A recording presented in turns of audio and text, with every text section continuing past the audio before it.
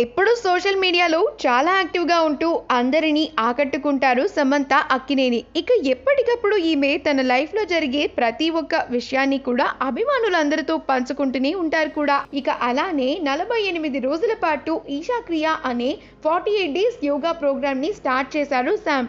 అయితే గార్డెనింగ్ మాత్రమే కాకుండా నేను యోగాని నిజంగా చాలా బాగా ఎంజాయ్ చేస్తున్నాను, ఎందుకంటే నాగ చైతన్య నేను ఇద్దరం కలిసి ఎంజాయ్ చేస్తున్నామని చెప్తూ చాలా ఇంట్రెస్టింగ్ పిక్చర్ని సోషల్ మీడియాలో పంచుకున్నారు.